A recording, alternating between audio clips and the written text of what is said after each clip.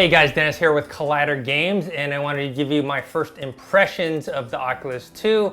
I've had the Oculus 2 for maybe about 2 days now. I want to compare it kind of to the first original Oculus, and kind of there's 3 things that I like better about it and 3 things I like worse. But before I get into it, the 3 things that I like better about the Oculus Quest 2 are far outweigh what's worse. The things that I'm going to mention later that are worse than the Oculus 1 are kind of small, minor things. So the first thing is the resolution. The resolution of the Quest 2 is much, much better. It's, I don't know, it's one of those things where it's supposed to be 50% better, but when you actually see it, and you know, I'll show some footage here, but you really can't tell through with YouTube and the compression and all that stuff, and the data rates of it's recording. You can't really see the difference if you put them side by side. I'll put some footage of The Walking Dead, Saints and Sinners side by side, but you might not be able to tell. But when you actually look through the Quest 2, the resolution is far significantly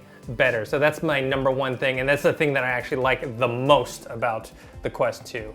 The second thing is the loading times. The loading times are significantly better. As you can see, The Walking Dead, Saints and Sinners is a good example because it's a very large game, and the loading times are much more significant than other Quest games that you'll play.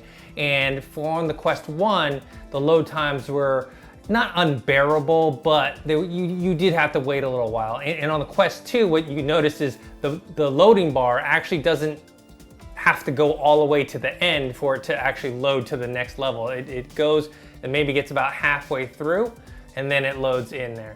So that's another thing that I love about the Quest 2. And the third thing that I like the most is the size and weight of it. You can take a look at this. I'll show some close-up footage of this as well. I don't know if you can tell from here, but it's much smaller and lightweight than the Oculus 1. I mean, the first one, it could get a little cumbersome when you wear it on your head for extended periods of time. You know, about an hour or so, I would start to feel it, hour to hour and a half, and then you'd want to take it off. With the second one, it's lighter, and I haven't done extended sessions yet, but I feel like I'll be able to last a lot longer. So that leads me kind of into the 3 things I don't like about the Quest 2 compared to the Quest 1. And the number one thing I don't like about the Quest 2 is the head strap. This head strap is not very good. It's very cheaply made. When you put it on the back of your head, it feels much more like a vice. Adjusting the back is not easy to do, and sometimes when you put it on, you'll get this plastic part and it'll like stick into your head, which doesn't feel that great. Now, there's a solution for this, which is that you can get the Elite strap. So I actually have the Elite strap right here, which I'll do an unboxing and first impressions of later. But if you get this, from what people are saying, reviews are saying, is that the comfort is significantly improved, which I would bet that they're right, because I've used the Oculus Rift and the Rift S, and it has the similar dial-in into the back. So I'm gonna test it out. So it is one thing where it's like, this is, $299, and then when you want to upgrade to Elite strap, it's $49.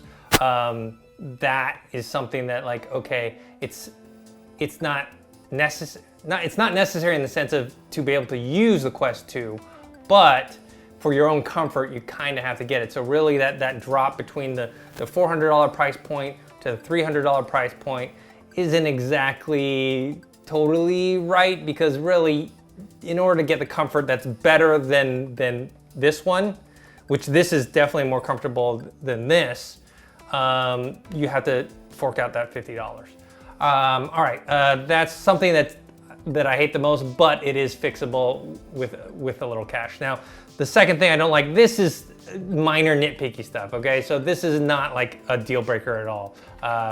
The straps on the new Quest controllers are not good. They're these very thin, stringy, you kind of rough, like when you're playing and you put them on your hand like this and you move around. It's just, I don't know. Maybe I'll get used to them, but as of right now, they are a little annoying. They don't feel as comfortable as, if you see, here is the Oculus One. It's a little more smoother. kind of rubber and cloth material together, it just feels a lot better. It's thicker, it's wider instead of a string. And you know, they try to save money on this, but yeah, I don't think it was worth it. Now the last thing is something that I don't like, but maybe I'll get used to, maybe it's just muscle memory, but is the placement of the Oculus buttons. When I talk about the Oculus buttons, the special Oculus button here, you know, the one that takes you back to the main menu, or the one on the left controller that brings up sub menus and whatnot. They're actually off to the side now. So before on the original controllers, they're right below, and I don't know if it's because I'm so used to it being below, or maybe this is a better spot naturally for me. But I just don't, every time I keep trying to go down to the button, I go down and there's nothing there. It's like, it's supposed to be on the side. That's maybe something after, you know, many hours of use I will get used to. So overall, that's it. There's the 3 things that I love about the Quest 2, 3 things I dislike.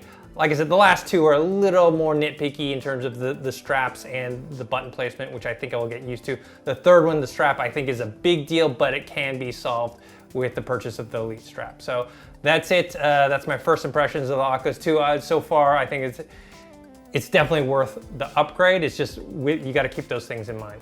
So make sure you subscribe to this YouTube channel, youtube.com/collidergames. Subscribe to our podcast feed that's on the Collider Factory feed. Make sure to follow me on @ThinkHero on Twitter or on Instagram, dennis.tzng. And until next time, see you guys later.